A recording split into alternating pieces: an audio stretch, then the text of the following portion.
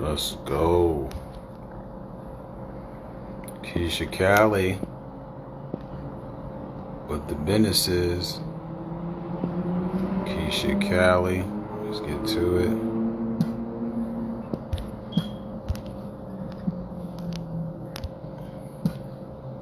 Women in Hip Hop. Women History Month. Women in Hip Hop. G Money, what up? What's good with you, champ?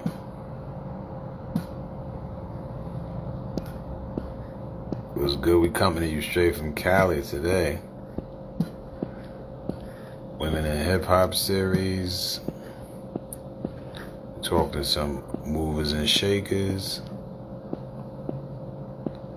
What did you? I hope you're enjoying the weather, my guy. That's most important. Sponsored by Milk Apparel. By Yanni. What up? Okay, Glenn. Glenn, I see you. I see you. Sponsored by Milk Apparel.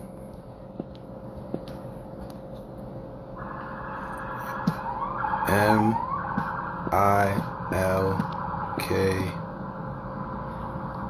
Let me just put. There we do it like that. Sponsored by. You know this shit crazy. Bayani, what up though? What's good with you? Just getting my pen ready. By Milk Apparel, make it look good.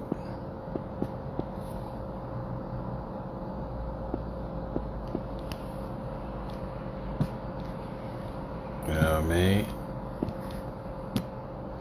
WTM times HHPOV. Let's work. Yo, love is love. You already know that. Boom, we in. Bowtie Ben, what up? We pin this. And we on. We on. Keisha, I see you.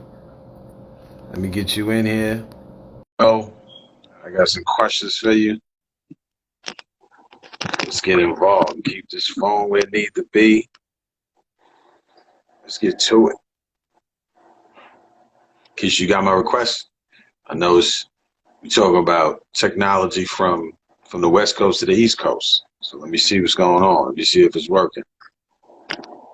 Let me get you in again. Oh, okay. Hey, girl, what's going on? Hey. So Keisha, you already know this is West Coast, East Coast Wi-Fi. So right. I definitely agree. it's gonna be what it's gonna be, man. But thanks for taking the time. We appreciate you. Thanks for having me. Absolutely. You know, this is We Talking Magazine, Tilsa. She had a great Sister idea, Ray. and we coming to help out. So us at Hip Hop Point of View, we are honored to be a part of it. So we're gonna get involved. Okay.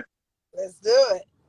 So you know, we are sponsored by a company called Milk Apparel, MILK, and it stands for making it look good or making it look Okay. cool. Right? So their company is Milk, making it look cool or make it look cool. So they're sponsored. So I think they're gonna send you some merch. Okay. I don't wanna, promise you anything, but they had a question that what did you do, right? That was very difficult for you in terms of media or even in your life that you had to eventually make it look cool. Survive. Survive. Wow. Survive. And I say that because this time last year, and this is not even what I've been through just as a young Black woman, a mother, Mm. grandmother. Last year, I had walking pneumonia for 4 months. Yeah. I didn't go public with it because it was like right at the peak of COVID. So, Mhm. as soon as somebody gets COVID, and my thing was, don't put that on my name because I didn't have it, which if I Mhm. did, I'm thankful I survived. And, no offense to those that did, but, just like we can speak bad things into existence, we can speak good things into existence. We just have to watch our tongues. So Mhm. I survived that. I was in, my breathing was low. Uh, I couldn't pretty much sleep at night. I coughed so much where I ripped a muscle in my rib cage. So it Yeah. was, yeah, it was definitely something. But at the end of the day, I still had to keep going. I still had to keep pushing. And I still had to make it look good. And remember, we could take this interview wherever you want to go, right? Because I know this probably wasn't what we told you it was about, but hearing you talk about that and how you would make that look cool. So describe to me, like, so when you cough in, you act like you singing. Like, how did you like disguise it? You know what I'm saying? Um, Walking a them lot over. of times, because a lot of times, you have to like kind of hold it in, so it's like your body jerking. You doing the whole body jerk thing. That's why you rip the rib. That's why you rip the muscle. No, Because for you try to. sure, for sure. Just That's trying to great. make it look good, make it look cool, But at the end of the day, I was a teen parent. I had my first child early. I have two children. Mhm. Had him early, but I kept pressing. I didn't let that discourage me from graduating high school at the top of my class. Um, Oh, congratulations. college, and now I've been a teacher for 15 years. Wow. Finally. Congratulations to you. I'm glad, you fought through that. You look like you bouncing around like you was clean from the gate. So perfect. So tell everybody about Keisha Cali, what you do, some of the hip hop affiliations you have. Well, for those that don't know, I am the host of the Keisha Cali Kickback, and I'm live every Wednesday nights. We have our own network on acceleratedradio.net. However, I do stream live on Facebook. I go in and out of Instagram live at times as well. But that's where you can find links to the show, past shows, and different things. I do red carpet. I host red carpets. I do concert interviews. Well, before the world closed, I did backstage interviews. I did news conferences. One of the biggest news conferences that I did was the I Want to Thank Me Tour conference with Snoop Dogg. Wow. Snoop Mm, Dogg, D, and RJ.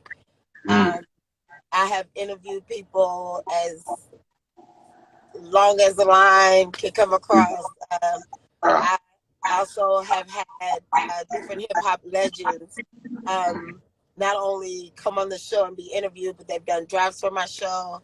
DJ Quick has done many. DJ Battle Cat has been on the show. Shout out to Big Cluso, rest in peace. He's not a stranger to the show either. I have, when it comes to the most important compliment that I get from legends in the game that I have interviewed is um, that I'm solid. Keep it No, real. Keep it 100. that's that's what's up. That's important. That's important to me because I feel like no matter what we do and no matter where we are, we have to keep it real. When Mm, people see me at an event, if they see me at an event, they know that's how I am on my show. That's how I am at home. Like it's all across the board, I'm just Keisha Cali. So why not Keisha LA? Or why not Keisha Hollywood? Why Keisha Cali? No limits. No, No limits. you got the whole state. You got the whole state behind you. Say. And you know what? Let me tell you how. Okay, let me tell you how I got that name. My I was asked to be on the show. I was Mm-hmm. giving out free food out here at Jackson Limousine Service for Thanksgiving. Mm-hmm. And what I did was I was asked to come down to do an interview to talk about the experience of being, helpful and things like that. At that time, I was unemployed. I had quit my job. I was done. I thought I was done with teaching, but guys saw different. Mm-hmm. um, and the young lady, when she asked us down, she asked everybody to freestyle. And the freestyle, say your name and where you're from. So Ah, the freestyle started with, I'm Keisha from Cali. mm. And from that moment on, they just dropped the from, and I became Keisha Cali. And It I has quit it it. has a dope ring to it though. It's dope though. Keisha It does. Cali, smooth, like Thank it's you. been there forever. It's only So one. It's only one. it's only one of one. So For sure.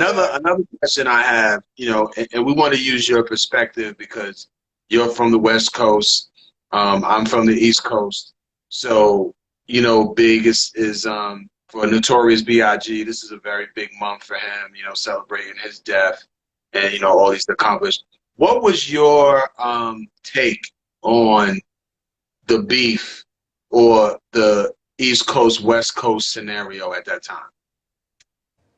Um, it was quite interesting because it was deep, and but at the same time, in that there was producing good ass music. It was some dope hits that came out of that beat, and no Mhm. disrespect to anyone, but Mhm. when it came down to it, I feel like the industry can take things and blow them out of proportion.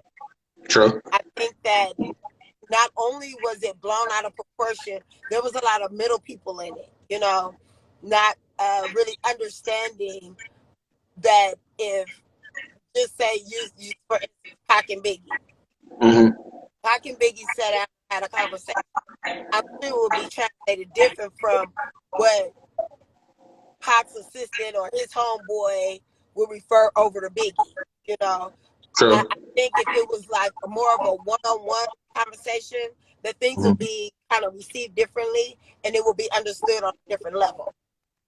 I agree. I totally agree. And like you said, there was some amazing music. You know what I mean? Coming out of it. There was some interesting perspectives on life too, because like, while both of them were going at each other, there was some people from the West Coast who was like, it's not that serious.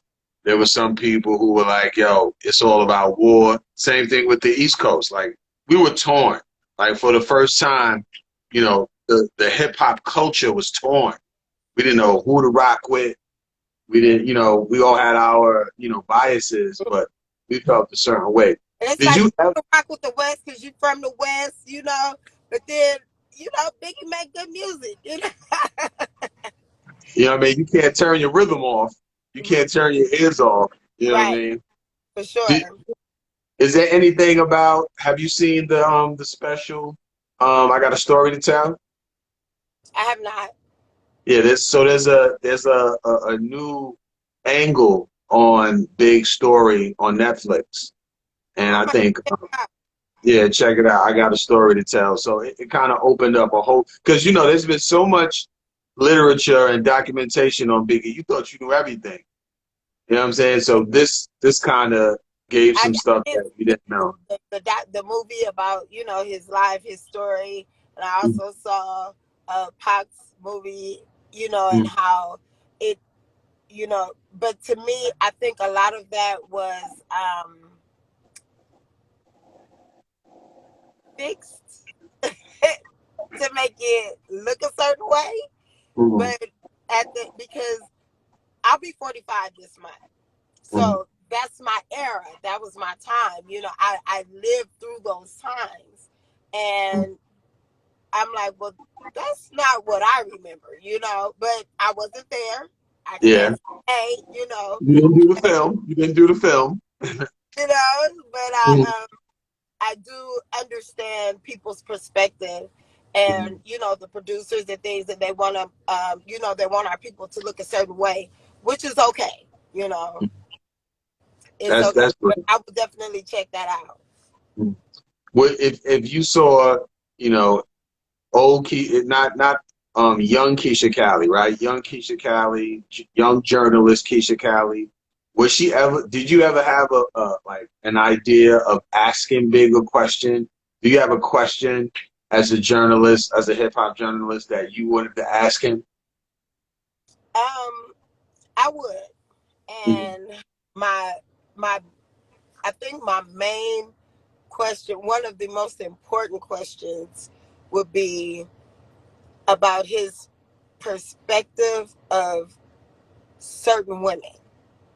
Mm, mm, And not necessarily knocking how he dealt with women, but if you know how they said, you know a man, or you can tell how a man is, how he treat his mom.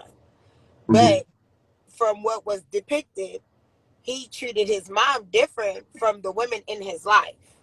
mm-hmm, And once he had a daughter, how would he have flipped that?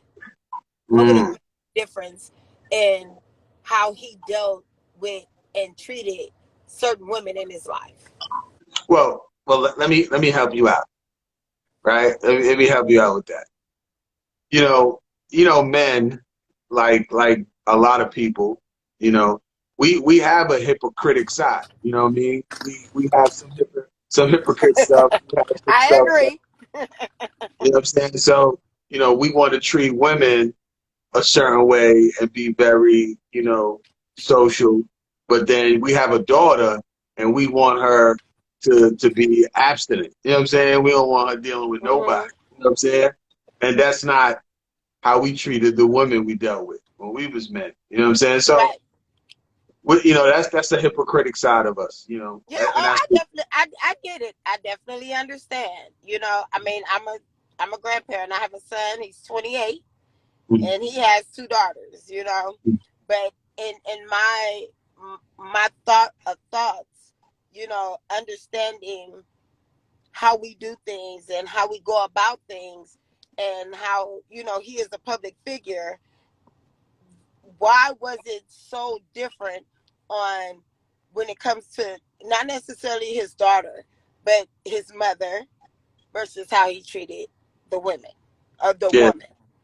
yeah. And one thing about Biggie that was shown in the Netflix special I was telling you about was the language that he had on his records. He never wanted his mother to hear the album, and Mm. he almost was upset when she took a listen to his first Ready to Die album. Like, yo, that's not for you. You shouldn't And be don't do listening it, to that. no, no. So I get you on that. That's the real Right. big deal. Yeah, So definitely. on your bucket list, right? Woo! What is like, or have you achieved what you wanted to achieve in media? Um, in media, yes, Oh I wow. have. And I say that because, um, I have interviewed people that I have looked up to, that I Mm-hmm. have admired, Mm-hmm. that I've watched, that I thought I would probably ever meet. So And the fact that I have, I've the only thing that I would say that I regret is mm-hmm. not interviewing Nipsey Hussle. We've met on a couple of occasions. Um, Mm-hmm. his very last live performance, I was there Mm-hmm. as media, Where and was it? it was in it was the West Fest, and Got- it was in the IE area. I forget exactly where, but he had on the blue. The pictures that you see, he had on the blue like sweatshirt and like cut off pants, Gotcha. and it was a huge concert. He was actually the headliner. The East Siders were there. DJ Quick was there. Some of everybody, but Mhm. Nipsey was the headliner, and we have been like doing so much, walking back and forth, doing different interviews, getting drives, taking pictures. And when Nipsey got on, I don't like to really always stay to the end because of the traffic of getting out of the place, having to wait, and um, so me and my videographer, shout out to Tony Montana, though he was my videographer at the time.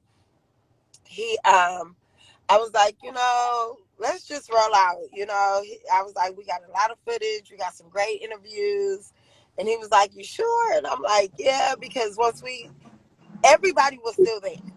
So we were going to have to end up fighting this whole big old crowd trying to leave. It wasn't like a entrance for media and exit for media. So I was just like, let's just go. And that was in September of the year prior to him being killed. And then that March, he was killed. So if anything, that would be, but I can't say that's my bucket list because it would never happen. But, we did meet a couple of times. I was there at the Marathon store when he cut the ribbon. And I was, again, at the concert. We met there. So there was a couple of times where we did meet, but to actually just interview him and get a one-on-one, that's one thing that I do regret. Yeah, I can see that as a regret, and and it's not just as simple as he was doing well for himself. It was more like just to pick his brain and Mm, see where his mind was turning into was right. was would have been an interesting interview. I agree with that. Oh, for sure. Definitely. And the fact that, where I was working at the time, I passed the Marathon store going to work, coming from work. I would go home on my lunch break, so I would pass it again. So I would pass the Marathon store at least 3 to 4 times a day. Mm, And not only that, I watched the progression, the changes that were occurring in that area. As far as the construction workers and building the whatever that the construction that they got going on there, the tracks and everything. So I watched that happen, and it's like to know and understand that he was a part of that would, it's just it's a good look mm, for our community and for what his contribution was to that. absolutely. Yeah, I was there. I was there the day it all happened. I went there, and I probably visited the um the Marathon store before they locked it all down, probably about at least 10 times. Just, wanting to pay homage to him, and what he's done and what he was doing. And not only that, I am a journalist, so being there and watching people just come together and so strongly. And when they had the Crips and Bloods, when I found out about that, I was at work, Mm. and I was like, man, I just feel like I just need to be a part of that. And at that time, I couldn't because I was at work. So after I got off work and I saw that it was people still there, I went across the street to the Rouse, and I bought 100 bottles of water, and just had the Muslim guys that was doing the security. They took it all out my car and just they're like, well, where you want to just put it right there, put half right there. have right there is for people, just feeling the need to do something and be a part of it. So it's definitely a touching time, especially Yeah, now, we're coming up on the anniversary of his death yeah, as well. yeah. Super love to that whole, the nostalgia around that. Super love to them. Super love to you, you know what I'm saying, for making a commitment, having to feel the energy, get out there. Other people could probably lived off the sensationalism, but, getting out there, seeing what's going on, that's the real deal. So what was Yeah, and it was what was, like 5 days after my birthday. oh, wow. That Yeah. must have been slumber. Mm. Yeah. So what was your, because we didn't understand what was going on, right, in LA, because on the East Coast or New York, we were all focused on the hip hop that was going on here, right? But Mhm. since you and I are kind of like in the same era, what was your introduction to hip hop? What was you? Do you remember when you first heard? Yeah, DJ Quick. Oh, DJ Quick was rocking. Okay. DJ Quick, Underground Tapes. Uh, okay. It was because I was totally like just strictly R&B, like the Mm, New Edition and Surface, and mm, I was R&B, Anita Baker, and mm. Prince, Michael Jackson.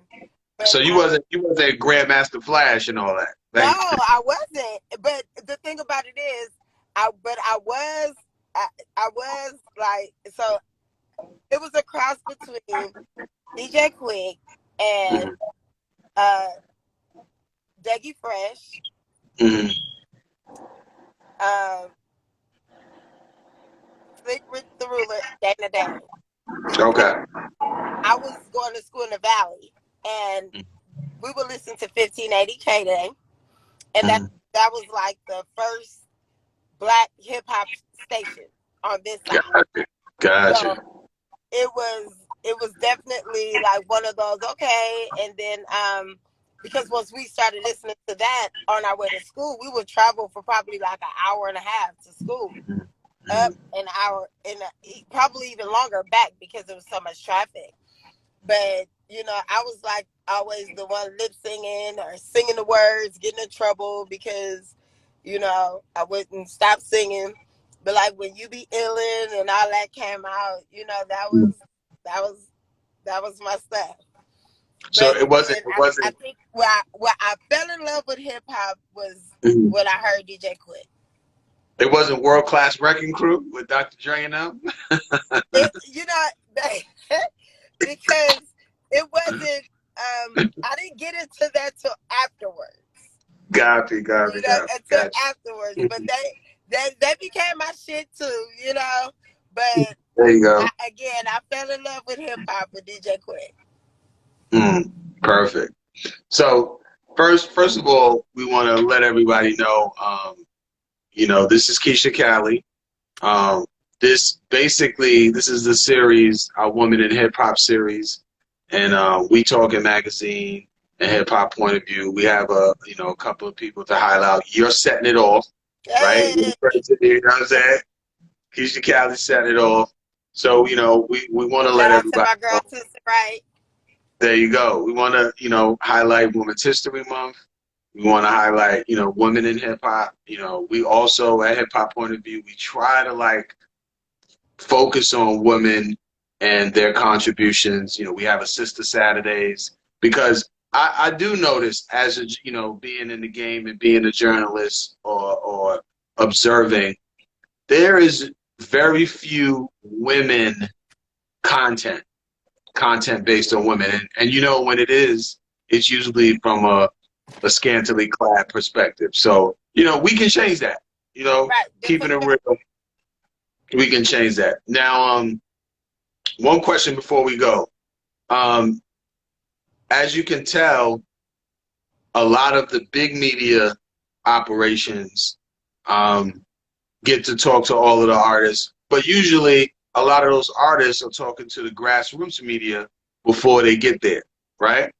Do you have any ideas or innovative ways that those grassroots media people can get to a level where they can still continue to have those interviews? Because obviously once they get past us, they usually don't come back, or they're too busy, and they could do wonders for us if they come back. What do you think about that?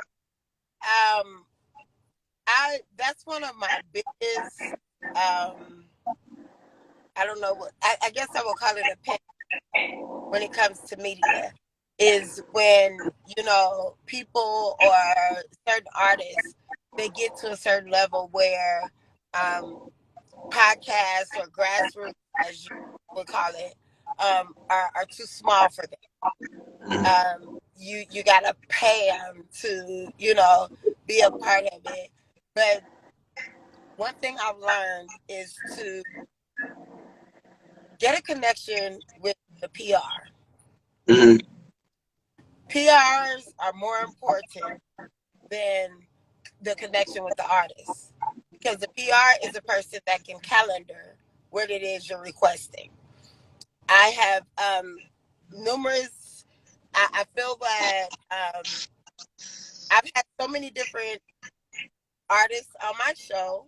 I will not name names, but and that's what I tell people. It's like, well, you charge people to come on your show. Well, yeah, because that's a platform that I pay for one. For two, once they make a connection or start networking with people and they blow up, they don't mention me. I don't get any, we don't get anything off of that. And then I don't, my journalism is not on paper. So it's not a magazine or anything like that. However, you're able to download the episode that you're on, keep the link, you're able to have it forever. But it's a grind for us as well. So just like you have your job. I had somebody tell me, well, I don't pay for interviews, but you called me to be interviewed on my show. And just like you're telling me that you don't pay for interviews, when I came to your club, I had to pay to get in. I had to pay for my drinks. So I would just say at this point, don't take it personal. Like, we cannot take this shit personal, because it's not about us. It's about them and how they feel, and then how they're feeling themselves, as you want to call it. But just keep hustling, keep going after your dream, keep going after what it is that you want, because at the end of the day, can nobody promote you, support you better than yourself? We have people that support us in what we do, but nobody is better at it than we are. People look to us and they don't understand, what will you be without the media? You'd have to create a media platform for yourself. You would have to do it regardless. Exactly. So we're just helping out that process. That's all we're doing. Exactly. It's just another consistent contribution to what you're trying to put forth. You want the world to hear it. You want people to hear it. Well, it comes from somewhere. It has to come from somewhere. You're not going to sit in your car, or you're not going to sit in your house and go to the studio and record all these moments and, all these things. You're not going to do that. You have people to do that. And it's considered media. So when you do that, again, I just would advise anybody in this journalism game to just make sure that your hustle is rich. Make sure that you're serious about your grind and just go after it by any means necessary. Because sometimes they put us on the back burner real quick. You ain't never thought about that. Yeah, they put us on the back burner real quick.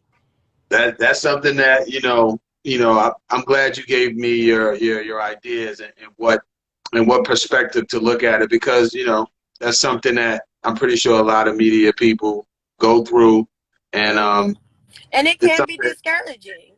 Yeah, it can be discouraging. Very discouraging. Yeah, so I remember there was a time where I was like, I'm just done with this.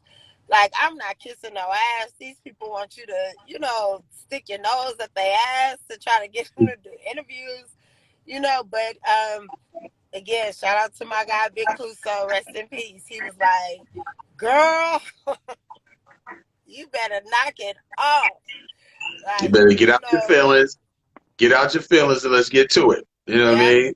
So I agree with that. him, DJ Battle Cat, Mhm. and shout out to Live. They're on the East Coast. They're actually, um, they actually have sponsored a lot of things that I've done, and I'm about to start linking up with them. They're like a third party ticket broker, kind of like we have Ticketmaster out here, but it's Mhm. Lime Events, Lime.